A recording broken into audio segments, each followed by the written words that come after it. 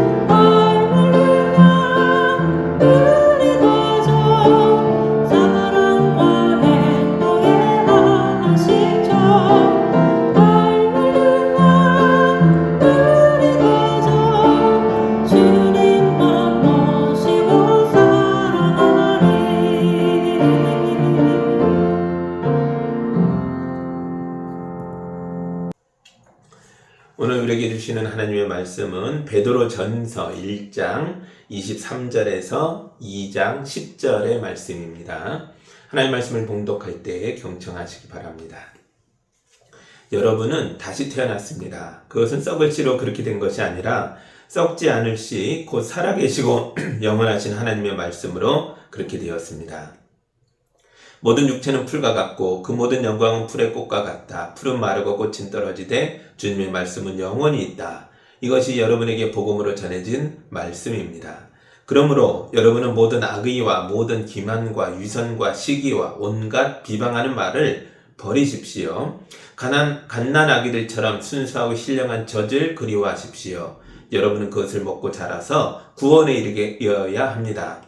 여러분은 주님의 인자하심을 맛보았습니다. 주님께 나아오십시오. 그는 사람에게는 버림을 받으셨으나 하나님께는 택하심을 받은 살아있는 귀한 돌입니다. 살아있는 돌과 같은 존재로서 여러분도 집 짓는 데 사용되어 신령한 집이 됩니다. 그래서 여러분은 예수 그리스도로 말미암아 하나님께서 기쁘게 받으실 신령한 제사를 드리는 거룩한 제사장이 되십니다. 성경에 이런 말씀이 있습니다. 보아라, 내가 골라낸 귀한 모퉁이 돌 하나를 시온에 둔다. 그를 믿는 사람은 결코 부끄러움을 당하지 않을 것이다. 그러므로 이 돌을 믿는 사람들은 여러분에게는 귀한 것이지만 믿지 않는 사람들에게는 집 짓는 자들이 버렸으나 모퉁이의 머릿돌이 된 것이요. 또한 걸리는 돌과 넘어지는 바위입니다. 그들이 걸려서 넘어지는 것은 말씀을 순종하지 않기 때문이며 또한 그렇게 되도록 정해놓으셨기 때문입니다. 그러나 여러분은 택하심을 받은 족속이요 왕과 같은 제사장들이요 거룩한 민족이요 하나님의 소유한 백성입니다. 그래서 여러분을 어둠에서 불러내어 자기의 놀라운 빛 가운데로 인도하신 분의 업적을 여러분이 선포하는 것입니다. 여러분이 전에는 하나님의 백성이 아니었으나 지금은 하나님의 백성이요 전에는 자비를 입지 못한 사람이었으나 지금은 자비를 입은 사람입니다. 아멘. 제가 기도합니다. 사랑의 하나님 아버지, 우리에게 귀한 말씀 주셔서 감사합니다. 이 말씀을 깊이 묵상하여 우리 가정을 말씀 위에 세우게 하여 주옵소서. 예수님의 이름으로 기도합니다. 아멘. 5월 가족주일을 맞아 우리 가정에 주시는 축복의 말씀을 읽었습니다. 이 말씀을 간절한 마음으로 받을 때에 말씀이 우리 가정에서 역사하여서 이루어질 줄 믿습니다. 아멘. 어떤 분이 자기 집을 예쁘게 찍어서 SNS에 올렸습니다. 세련된 조명, 고급스러운 가구, 화목해 보이는 가족 사진을 보면서 친구들이 좋아요를 많이 눌러줬어요. 하지만 화려한 모델하우스 같은 이 사각 프레임의 바깥 풍경은 사진에 담긴 내용과 너무 많이 달랐다는 거죠. 옆으로 밀려난 지저분한 잡동 사니들이 산더미로 쌓여 있고 벗어놓은 옷들이 바닥에 너저분하게 널려 있고 그리고 셔터를 누르고 있는 이분의 얼굴은 방금 전까지 큰 소리로 다퉜던 감정을 억누르느라 험악하게 일그러져 있었습니다. 사진에 담기지 않았지만 그게 현실이었죠. 예쁘고 고급스러운 인테리어로 집을 꾸밀 수는 있어요. 하지만 가정에 사랑이 없고 행복이 없으면 그 집은 언제든 무너질 수 있는 모래 위에 지은 성과 같다 하는 겁니다. 오늘 본문을 통해 베드로 사도가 우리에게 이렇게 묻고 있습니다. 당신의 가정은 보기에만 좋은 집입니까? 아니면 영원히 무너지지 않는 기초 위에 든든하게 서 있는 집입니까? 오늘 말씀을 통해 우리 가정의 기초를 다시 잡아놓고 하나님이 설계하신 행복한 가정을 그 이외에 세우게 되기를 우리 주의 이름으로 축복합니다. 아멘. 우리 그리스도인들의 가정이 어디로부터 시작해야 하는가? 오늘 말씀이 분명하게 말해줍니다. 1장 23절입니다. 여러분은 다시 태어났습니다. 그것은 썩을 씨로 그렇게 된 것이 아니라 썩지 않을 씨, 곧 살아계시고 영원하신 하나님의 말씀으로 그렇게 되었습니다. 아멘. 결혼정보회사는 회원들의 키와 얼굴과 몸매, 그리고 학력과 경력과 재력, 그리고 집안 배경, 부모 배경까지 샅샅이 점수화해가지고 A, B, C, D 등급을 매긴다고 합니다. 하지만 이런 점수와 등급이 앞으로 행복한 가정생활을 할 거다라는 걸 보장해 주냐? 그건 아무도 모르죠. 시간 지나면서 세상의 모든 것이 변해갑니다. 심지어 나 자신도 변할 거 아니겠어요? 모든 사람이 나이 들면서 식상도 변하고 취향도 변하고 외모도 변하고 얼굴도 변하는 거예요. 이 세상에서 변하지 않는 건 오직 살아계시고 영원하신 하나님의 말씀밖에 없습니다. 우리는 영원한 말씀으로 다시 태어난 사람들입니다. 그래서 세상이 변하고 우리 모습이 어떤 모습으로 변하든지 간에 하나님의 자녀라는 우리 신분은 영원할 것입니다. 우리 가정도 이렇게 변하지 않는 말씀 위에 세워져야 합니다. 여러분의 가정을 지탱하는 힘이 뭡니까? 부모의 재력입니까? 자녀의 성적입니까? 그런 것들은 모두 풀의 꽃과 같습니다. 24절에 나오는 것처럼 풀은 마르고 꽃은 떨어집니다. 그러나 오직 주님의 말씀은 영원합니다. 말씀이 중심이 된 가정은 세상에 그 어떤 불경기가 닥쳐온다 해도 육신의 질병이 생겼다 해도 썩지 않는 생명력을 유지할 것입니다. 말씀을 우리 가정 기초로 삼았다면 이제 말씀 위에 우리 집을 지어야죠. 그렇게 하려면 먼저 할 일이 있다라고 오늘 말씀이 얘기합니다. 2장 1절입니다. 그러므로 여러분은 모든 악의와 모든 기만과 위선과 시기와 온갖 비방하는 말을 버리십시오. 새 집을 짓고 싶으세요? 그러면 여러분 속에 있는 낡은 집부터 철거하셔야 합니다. 그래야 새 집을 지을 수 있죠. 낡은 집의 건축 재료는 악의와 기만과 위선과 시기와 비방입니다. 악의는 남을 해치려는 생각이고, 기만은 속이는 거고요. 위선은 가면을 쓰고 연기하는 거고요. 시기는 남과 비교하면서 남의 잘됨 때문에 배 아파하는 거고요. 비방은 뒤에서 헐뜯는 거죠. 우린 밖에서 만나는 사람들에겐 참 친절합니다. 그런데 왜 가장 사랑해야 할 내 가족에게는 그렇게 날카로운 말들을 내뱉는 걸까요? 왜 우리는 가정 안에서도 위선의 가면을 쓰고 있는 걸까요? 왜 우리는 내 가족을 원망하고 시기하고 비방하는 걸까요? 이 독소들을 제거하지 않으면 아무리 좋은 걸 먹어도 우리 가정은 영적으로 계속 병들어 있을 수밖에 없습니다. 가족 상담으로 유명한 이호선 교수가 상담을 오래 해보니까 가정에서 사용하는 말이 그대로 이루어지더랍니다. 그래서 이호선 교수가 이런 말을 하는 걸 봤어요. 이혼해! 그래, 이혼해!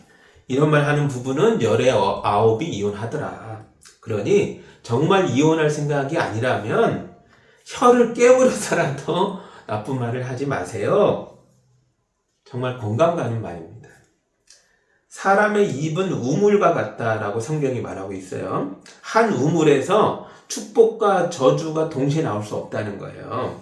여러분 입에서 저주의 말이 끊어지고 오직 축복의 말만 풍성하게 울려 퍼지기를 우리 주님의 이름으로 축복합니다. 아멘. 우리 입에서 축복의 말이 나오려면 먼저 우리 속에 하나님의 사랑과 은혜와 축복의 말씀이 고여 있어야 합니다. 없는 걸 꺼낼 수는 없잖아요. 그러므로 여러분은 어린 아기들처럼 신령한 젖을 사모하시기 바랍니다. 2절입니다. 갓난아기들처럼 순수하고 신령한 젖을 그리워하십시오. 여러분은 그것을 먹고 자라서 구원에 이르러야 합니다. 아멘. 배가 고파 우는 아기의 울음소리를 들어본 적 있으시죠? 그야말로 숨이 넘어갈 것처럼 웁니다. 우리도 배고픈 아기처럼 우리 가족이 하나님의 은혜 없이는 살 수 없다라는 절박함으로 말씀을 구해야 합니다. 그러면 하나님이 아기 엄마처럼 달려오셔서 우는 아기에게 신령한 젖을 먹이십니다. 신령한 젖을 먹은 가정은 말씀을 먹고 자라서 마침내 구원에 이르게 되는 것입니다. 말씀의 기초를 놓고 기존의 낡은 집을 철거했으면 이제 본격적으로 건물을 세워야죠. 건축자재로 뭐가 좋을까요? 나무입니까? 벽돌입니까? 그래도 가장 좋은 건 돌이죠. 돌로 지은 집은 천년이 가도 부러지지 않습니다. 이 돌을 어디서 구하죠? 예수님께 나오십시오. 그러면 예수님이 주십니다. 4절입니다. 주님께 나아오십시오. 그는 사람에게는 버림을 받으셨으나 하나님께는 택하심을 받은 살아있는 귀한 돌입니다. 아멘. 세상에서 가장 귀한 돌이 살아있는 예수 그리스도시다. 이렇게 말하고 있습니다. 이 돌을 가져다가 여러분의 집을 지으십시오. 그러면 우리 가정이 신령해지고 거룩해집니다. 5절입니다. 살아있는 돌과 같은 존재로서 여러분도 집 짓는 데 사용되어 신령한 집이 됩니다. 그래서 여러분은 예수 그리스도로 말미암아 하나님께서 기쁘게 받으실 신령한 제사를 드리는 거룩한 제사장이 되십니다. 아멘. 목사님 제가 교회에서 욕할 수 있겠어요? 목사님 제가 교회에서 누군가 멱살잡이 하면서 싸울 수 있겠어요? 목회를 그만둘 결심하고 계급장 때문에 할 수 있겠죠. 하지만 목사로서는 결코 교회에서 이런 일을 할 수 없습니다. 가정에서도 그렇습니다. 우리 가정에 산돌이신 예수님이 오시니까 썩은 나무 토막 같았던 우리도 다 살아있는 돌이 됐다라고 말합니다. 우리 가정이 이제 성전이 됐대요. 그리고 우리는요. 우리는 이 성전에 거룩한 제사장이 됐다는 거예요. 그러므로 집에서 쓰는 여러분의 언어와 행실이 제사장의 언어와 행실이 되어야 합니다. 이 말씀을 오해하면 안 됩니다. 이 말씀은 예수님을 우리 가정의 기준으로 삼으라는 뜻이지 결코 우리의 생각과 주장이 없어져야 한다 이런 뜻은 아닙니다. 우리가 가진 개성은 다 하나님이 주신 거잖아요. 그래서 함부로 없앨 수 없고 없애도 안 됩니다. 그래서 6절에서 예수님을 모퉁이 돌이라고 부른 거예요. 모퉁이 돌을 기준으로 크고 작은 벽들이 하나로 연결되는 것처럼 우리 가정도 예수님을 기준으로 서로 다른 엄마와 아빠와 자녀와 형제 자매가 하나로 연결된다는 뜻입니다. 가구를 조립해 본 적 있으십니까? 수평과 수직을 맞추지 않고는 이 가구가 제대로 조립될 수 없어요. 내 마음대로 아무렇게나 나사를 박는다고 해서 가구가 되는 게 아니죠. 나중에 보면 뒤틀려서 문도 안 닫힙니다. 우리 가정도 그렇습니다. 예수님이 우리 가정의 수평과 수직의 기준점입니다. 남편과 아내가 서로 뜻이 맞지 않아 말다툼을 하게 되면 우리 가정이 반듯하게 서 있지 못하고 삐뚤어지게 됩니다. 이때 우리는 예수님이라는 기준점으로 돌아가야 합니다. 예수님이라면 지금 이 상황에서 어떻게 하셨을까요? 이 질문이 우리 가정의 모퉁이 돌이 될 때에 제각각의 모양을 가졌던 가족 구성원들이 비로소 하나의 신령한 집으로 함께 세워지게 될 것입니다. 마지막으로 베드로 사도는 우리 가정의 정체성에 대해서 4가지 축복의 언어로 말해주고 있습니다. 감히 세상에 흉내낼 수 없는 오직 하나님 가문의 거룩한 계보이고 천국 가문의 아름다운 족보다 라는 그 말을 이렇게 선포합니다. 9절입니다. 그러나 여러분은 택하심을 받은 족속이요 왕과 같은 제사장들이요 거룩한 민족이요 하나님의 소유가 된 백성입니다. 그래서 여러분을 어둠에서 불러내어 자기의 놀라운 빛 가운데로 인도하신 분의 업적을 여러분이 선포하는 것입니다. 아멘.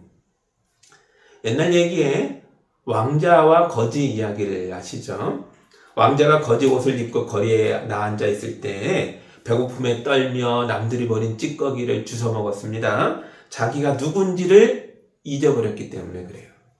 하지만 그가 왕궁의 주인임을 깨닫았을 때에 그때부터 그의 행동과 말투가 다 달라졌죠. 우린 세상에서 돈의 노예나 직장의 부속품처럼 살고 있지만 이게 우리의 실제 모습이 아닙니다. 오늘 말씀은 분명하게 얘기하고 있어요. 우리는 택하신 족속이다. 왕같은 제사장이다. 하나님의 백성이다. 말해주고 있습니다. 이 말은 우리가 로얄 패밀리가 됐다는 뜻입니다. 평민이라도 노예라도 왕실과 결혼하면 왕족이 되는 겁니다. 예수님이 우리의 신랑이고 교회는 예수님의 신부입니다. 그래서 예수님을 믿는 사람들은 다 예수님과 결혼한 것과 같은 상태가 되는 거죠. 그래서 우리 모두가 로얄 패밀리가 되는 겁니다. 앞으로 여러분의 가정에서 누가 험한 말을 하면 어떻게 왕족이 그런 말을 채통을 지키시오. 이렇게 주의를 주십시오. 이제 여러분은 왕같은 제사장들입니다. 그러므로 이제 우리 집은 단순히 밥 먹고 잠자는 그런 숙소가 아닙니다. 남편은 아내를 위해, 부모는 자녀를 위해 축복하며 기도하는 거룩한 성전입니다. 하나님의 가족인 여러분, 우리에게는 왕족의 의무가 있습니다. 우리는 로얄 패밀리로서 도덕적 책임과 의무를 가져야 합니다. 프랑스 말로 이거를 노블레스 오블리제라고 부르잖아요. 우리 가족이 잘 먹고 잘 사는 것에서 끝나면 안 됩니다. 하나님의 아름다운 덕을 널리 알리는 빛의 대서관이 되어야 합니다. 옆집이 싸울 때 평화를 전하고 우는 이웃에게 소망을 전하는 가정이 바로 왕같은 제사장이 사는 가정입니다.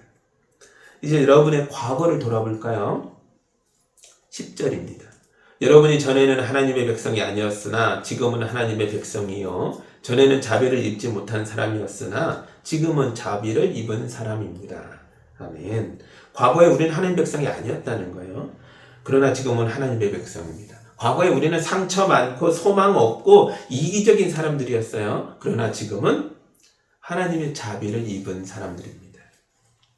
여기 있는 내 아내, 내 남편, 내 자녀, 이들은 내가 심판할 대상이 아니라 하나님의 긍휼히 여기는 살아있는 돌들을 하나님 내게 맡겨주신 사람들입니다. 그러므로 이번 한 주간 내 사랑하는 가족들을 보면서 왜 저 모양이야? 라고 비난하면 안 됩니다. 대신 하나님의 긍휼의 눈으로 바라봐 주십시오. 우리는 하나님의 긍휼로 연결된 보배로운 가족입니다. 라고 고백하고 선포하십시오. 우린 다 거룩한 제사장이에요. 우리가 선포하는 말에는 영적인 권위와 능력이 담깁니다. 이제 5월 가정의 달을 맞아 제사장의 언어로 여러분의 가족을 축복하십시오. 당신 기도 덕분에 우리 집이 굳건하게 서고 있습니다. 고맙습니다.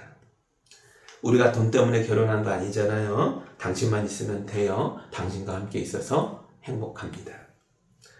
너는 하나님의 선물이야. 세상 무엇과도 바꿀 수 없는 엄마와 아빠의 보물이야. 실수해도 괜찮아. 결국은 다 잘 될 거야. 하나님이 도우신다. 엄마, 아빠, 우리를 위해 최선을 다하신 거 알아요? 존경합니다. 사랑합니다. 건강하세요. 이렇게 매일 축복의 언어를 심으면 하나님의 말씀은 살아있기 때문에 반드시 싹이 나고 자라 열매 맺게 되어 있습니다. 그러므로 지지와 응원의 언어를 사용하십시오. 인정의 말을 사용하십시오. 축복의 말을 사용하십시오. 이것이 바로 로얄 패밀리의 언어입니다. 하나님의 말씀 위에 세워지는 여러분의 가정을 통해서 이 땅의 수많은 다른 가정들도 회복되는 역사가 일어나기를 우리 주 예수 그리스도의 이름으로 축복합니다. 아멘. 기도하겠습니다. 사랑과 은혜가 풍성하신 하나님 아버지, 오늘 가족주의를 맞아 베드로전서 말씀을 통해 우리 가정이 얼마나 존귀한 로얄 패밀리인지를 깨닫게 하시니 감사합니다. 세상에 썩어 없어질 것들에 목숨 걸지 않게 하시고 영원한 말씀의 기초 위에 우리 집을 세우게 하여 주옵소서. 우리 입술에서 비방과 시기를 제하여 주시고 서로를 긍휼히 여기는 마음을 부어 주시옵소서. 우리 가정을 통해서 하나님의 아름다운 덕이 온 세상에 선포되고 흘러가게 하여 주옵소서. 우리 가정의 영원한 모퉁이돌 되시는 예수님의 이름으로 기도하옵나이다. 아멘.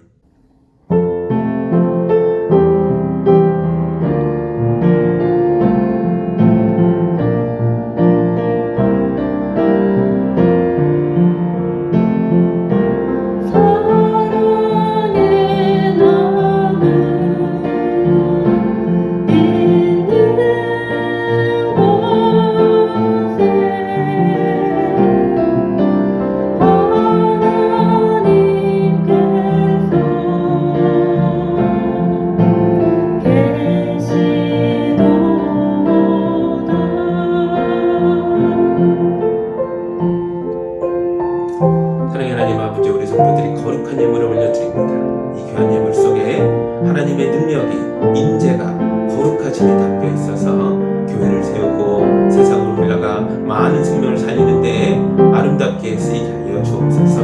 우리 성도들 삶에 들어가 가정에서 세상에서 살아갈 때에 빛의 대상한 되어 살 수 있도록 인도하여 주옵소서. 예수님의 이름으로 기도하옵나이다. 아멘. 이제는 우리 주 예수 그리스도의 은혜와 우리 하나님 아버지의 크신 사랑하심과 성령의 인도하심과 교통하심이 말씀 위에 가정을 세워나가 하나님의 뜻을 이루고자 하는 우리 모든 성도들 위해 이제로부터 영까지 함께하기를 간절히 축원하옵나이다. 아멘.